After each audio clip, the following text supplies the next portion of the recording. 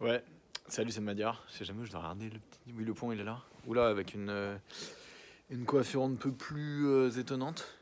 Donc en fait, je suis dans le CDI de mon établissement scolaire. Je vais faire un petit. Oh, ça y est, je fais en mode selfie. Ouh.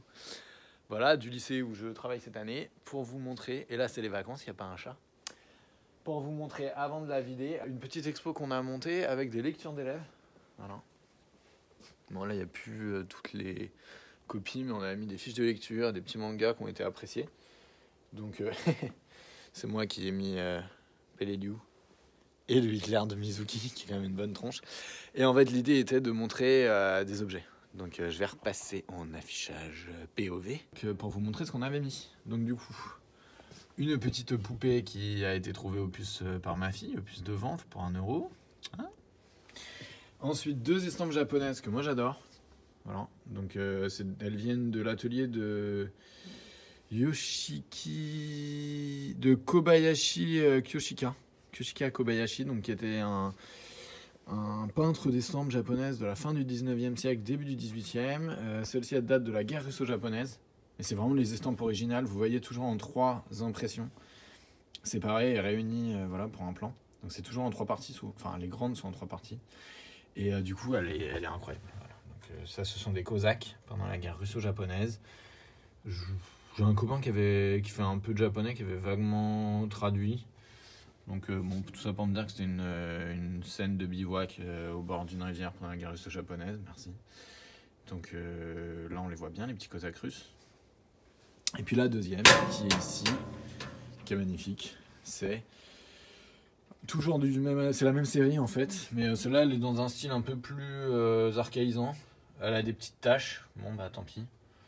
Parce qu'en fait, elle date quand même de 1904 à 1905, hein, la guerre russo-japonaise. Donc c'est cette guerre d'expansion de l'Empire du Japon du début du XXe siècle, qui a opposé l'Empire du Japon à l'Empire russe et qui a été battu, enfin l'Empire russe qui a été battu très largement. Donc c'est la première, en gros, victoire éclatante d'un peuple asiatique contre des colons occidentaux, et du coup ça a amené l'Empire du Japon à occuper la Corée à partir de 1905. Donc le protectorat japonais sur la Corée est complet, et en plus en fait l'Empire du Japon il va prendre appui sur cette victoire pour pratiquer une politique expansionniste qui va continuer en 1937 contre la Chine et puis culminer avec la Deuxième Guerre mondiale. Voilà. Et du coup, je l'adore, elle est vraiment très chouette, il y a plein de petites scénettes à l'intérieur et c'est vraiment une belle estampe, quoi. Voilà. Donc ça, c'était les estampes.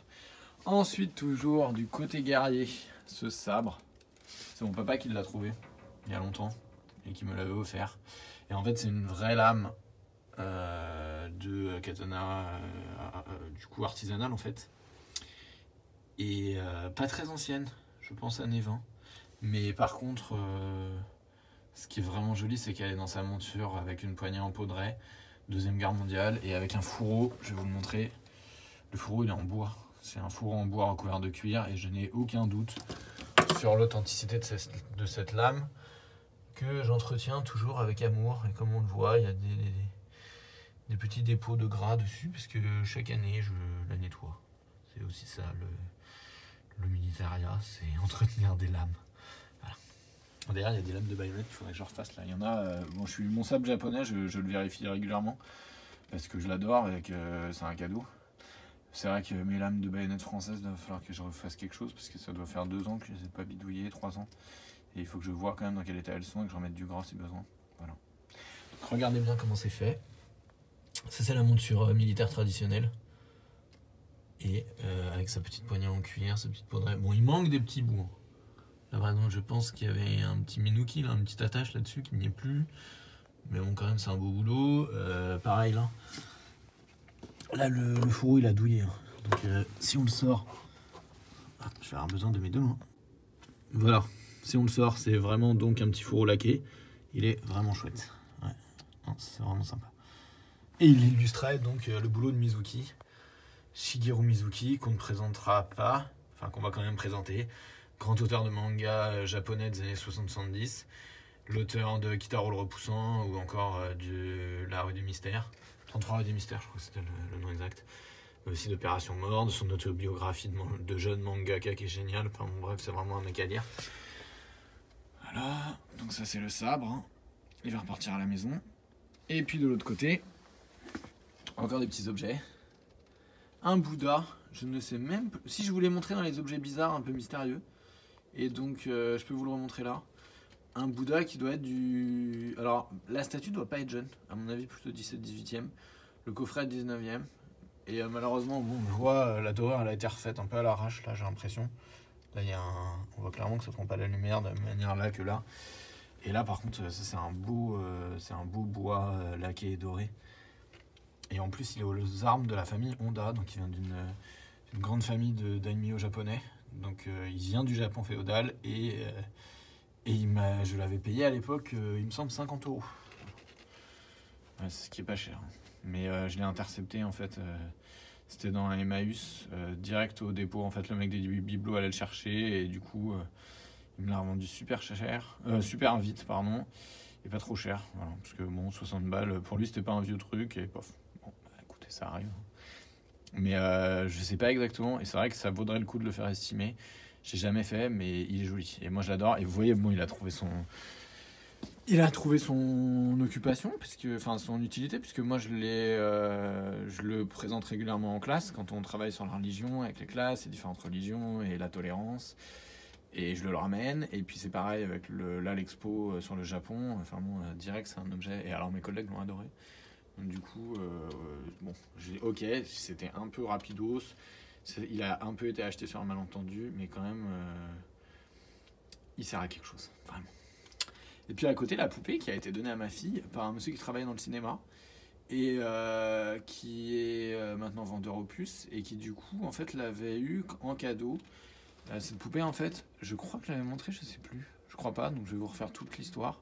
Cette poupée en fait, elle avait été offerte par Akira Kurosawa quand il est venu pendant sa tournée de présentation pour le film Rêve, qui a été présenté, je crois que c'est en 1990 à Cannes, si je dis pas de bêtises. J'ai pas de fiche, donc vous irez vérifier. Mais pour moi, c'est ça. Le film il a dû d'être tourné en 89, monté en 89 par là, et présenté à Cannes en 90. Et donc du coup, cette petite poupée qui représente l'acteur, c'est une poupée Ishimatsu, mais alors du coup, l'acteur s'appelait un acteur. Attendez, là, je crois que ça doit être écrit sur la base. Oui, Sanogawa Ishimatsu. Et en fait, ces petites poupées, bah, quand il était jeune, il jouait des rôles de femmes. Et là, il a l'actrice, du coup, enfin le rôle, a un petit poignard pour se suicider si on ne reconnaît pas, enfin, on ne suit pas le code d'honneur. Je trouve ça incroyable, le patriarcat.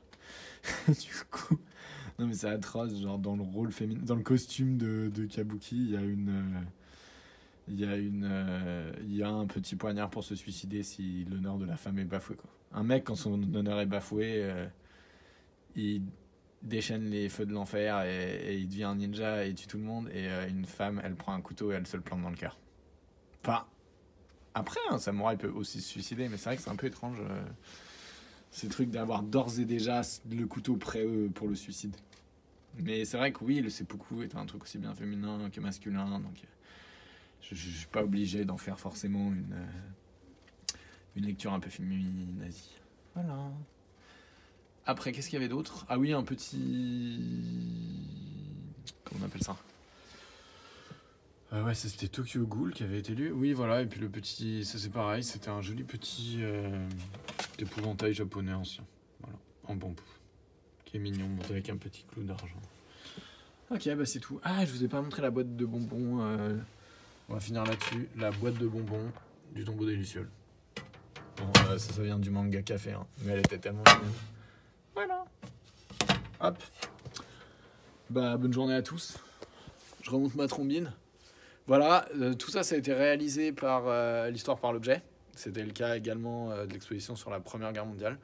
Donc du coup, vous pouvez adhérer à l'association en me contactant via mon adresse mail madiar@gmail.com. Et puis également, l'autre point qui est possible, c'est vous, si vous avez une médiathèque, enfin vous bossez dans une médiathèque ou vous bossez dans un établissement scolaire, bah, j'ai toujours la possibilité d'organiser, alors surtout Grand Est et Île-de-France, d'organiser des petites expositions. Et avec des copains maintenant, parce que je commence à me faire des amis dans le milieu des puces, et du coup je peux récupérer d'autres objets. Alors après, sachant que quand il y a des ProKed, faut prévoir un petit budget quoi, de l'ordre de 500 € par semaine pour en fait indemniser les vendeurs ou les collectionneurs qui prennent des trucs. Voilà. Allez, bonne fin de journée à vous. Merci d'avoir regardé. Je ne sais pas quand je vais poster cette vidéo, mais si vous la voyez, c'est que vous l'avez vue. Salut. Les Russes, toujours.